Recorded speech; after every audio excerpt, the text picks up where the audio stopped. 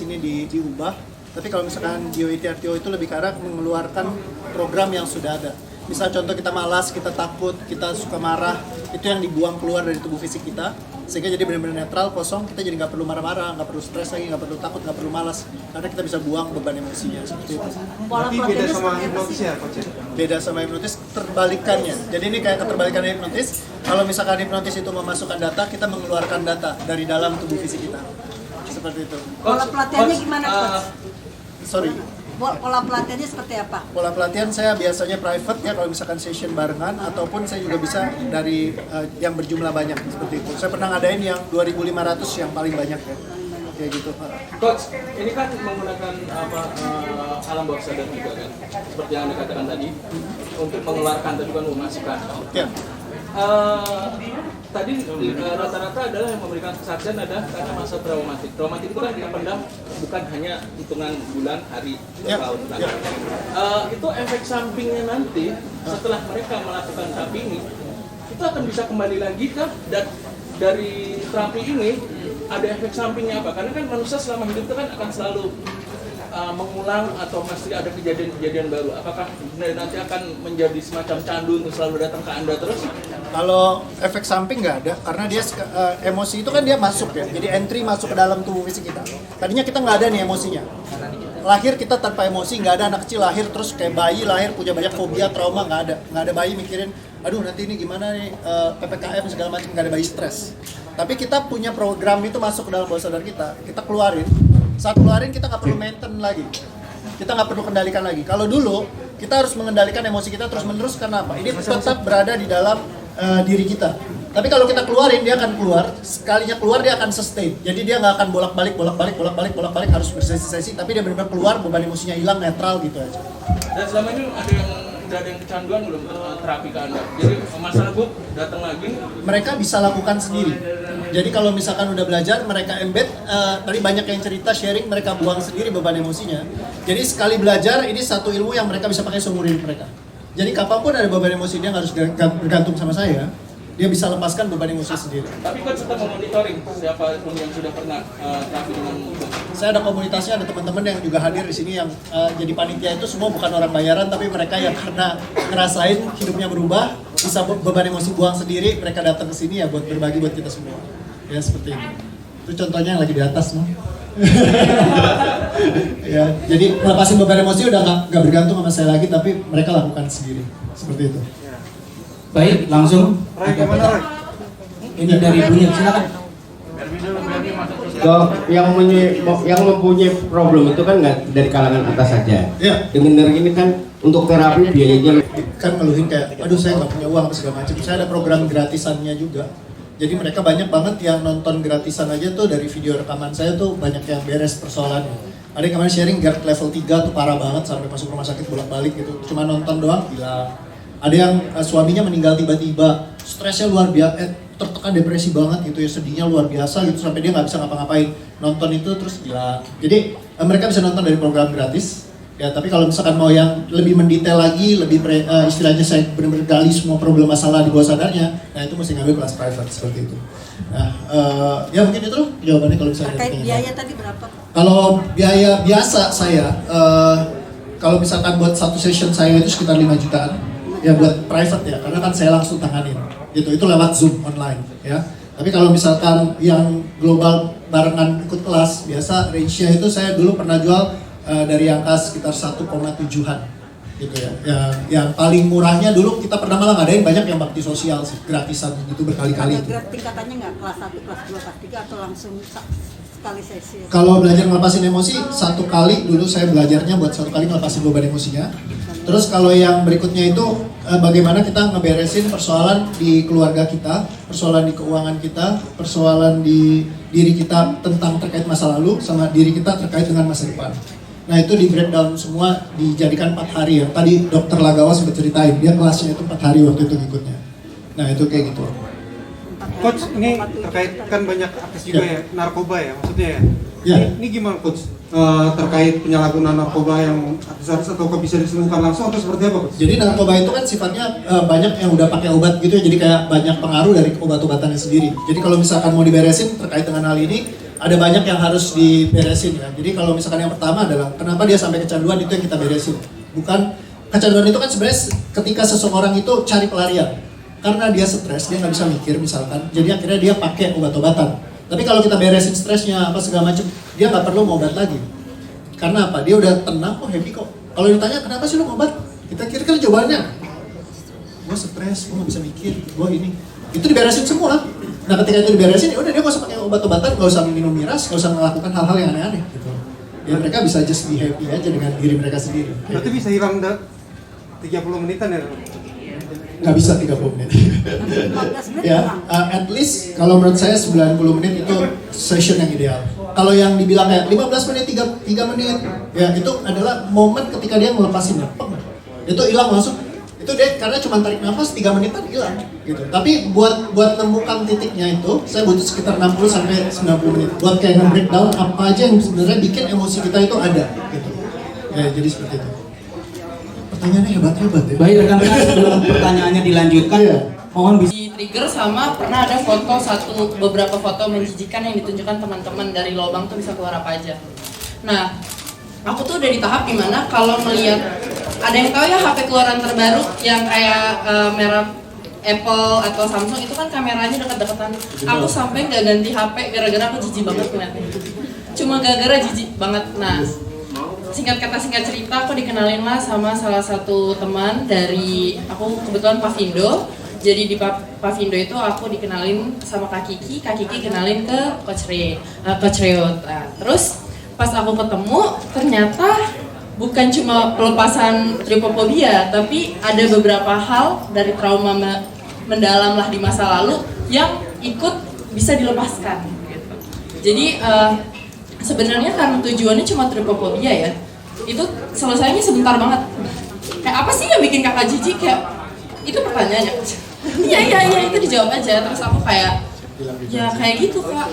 Terus kayak 8 menit ya selesai ya, sekitar 8 sampai 10 menit atau selesai. Udah gini aja. Iya gini aja. Serius, aku sampai ngelempar HP teman aku for nothing. Iya, for nothing.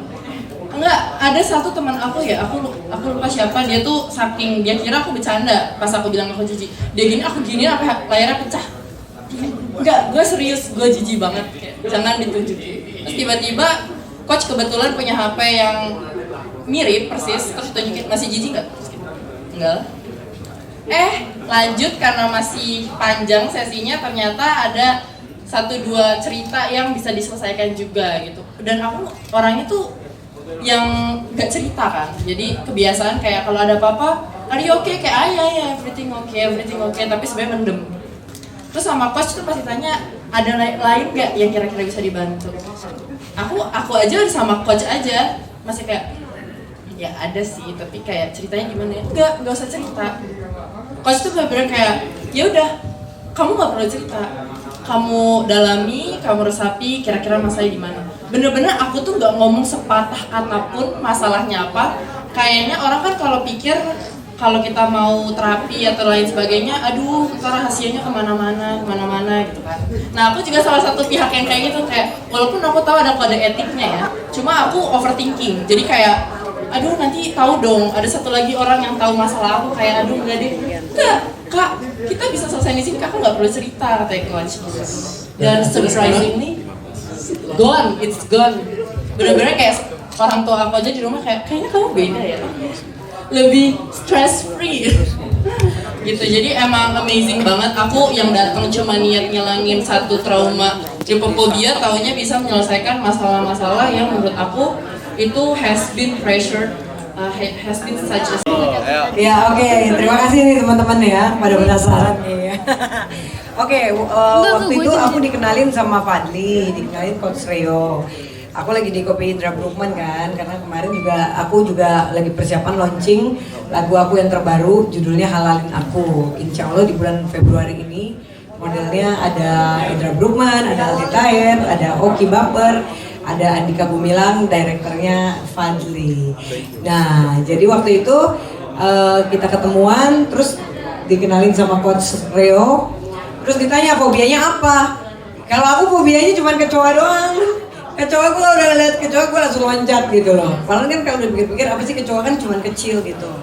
Terus akhirnya ngobrol-ngobrol 15 menit sampai diunjukin fotonya. Aku sampai udah enak banget tuh yang namanya kecoa bertelur kayak gimana.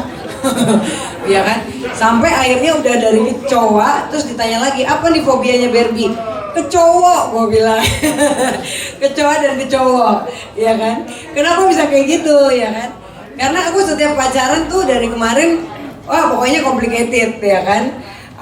Aneh-aneh gitu, jadi kayak aku tuh trauma gitu, mau memulai lagi, ntar aku takut diporotin lagi, ntar takut di PHP lagi, gue udah sakit hati ya kan, barang berlian gue yang hilang sama dia, pokoknya lucu-lucu gitu kan perjalanannya kan, ada juga yang udah hilang terus belaga-belaga lagi, terus dia lupa dia pakai lagi itu berliannya, jadi gue kadang-kadang, aduh ini gue yang gila apa orang yang gila gitu, sampai akhirnya aku sekarang udah gak pernah punya pacar lagi. Ya alhamdulillah udah 3 bulan lebih ini aku menyendiri ya kan, fokus dengan kerjaan-kerjaan. Sekarang malah dia mau digadang-gadangkan jadi ketua umum Parvi. Ngebayang gak sih lo kalau gue jadi ketua umum Parvi kayak gimana? Ya terus sekarang juga ketua Laskar Sri Kandi Merah Putih gitu dari Ormas. Ya alhamdulillah lah, pokoknya paling nggak di 2022 ini walaupun gue sendiri tapi berkat Coach Reo juga gue jadi kuat gitu, karena kan aku tipe orang yang manja, yang apa-apa tuh pengennya tuh ada pasangan gitu loh. Ya sekarang gue jalanin 3 bulan ini udah cukup kuat, jadi selektif kalau lihat cowok gue lihat dulu nih kayak boy. Ini pasti Masih kayak boy dulu. harus kayak Boy William soalnya. Gue lagi nyari yang kayak Boy ya kan. Kemarin gue bikin konten sama Boy William juga, itu pasti bakal pecah banget karena itu yang perdana. Yang jelas main games terus buka ini sampai akhirnya buka semua, gue nyemplung di kolam renang. Nah itu bakal viral banget. Jadi ya terima kasih buat Coach Reo yang udah bisa memotivasi gue dari rasa-rasa fobia ya kan. Tepuk tangan dulu dong buat Coach Reo dong. Yeay. Itu aja sih, thank you. Oke, Mungkin Roy kali apa-apa ya, Roy biar udah ya? semua ngasih statement dan Roy aja langsung. langsung Roy aja ngomong. Jadi aku kemarin itu udah lama sih aku sempat ngerasa sering insecure karena kehilangan kepercayaan diri aku gitu. Terus akhirnya aku kayak sampai pernah di titik ngaca ngeliat muka sendiri tuh kayak iya apaan sih gitu banget gitu. Terus akhirnya aku kemarin dihubungin sama manajer aku buat ketemu sama coach Leo. Terus akhirnya ya udah akhirnya di coaching, ditanya kenapa bisa insecure. Terus aku bukan cerita kayak kenapa bisa insecure. Terus ya udah akhirnya di coaching, disuruh tarik nafas, terus tahan, buang.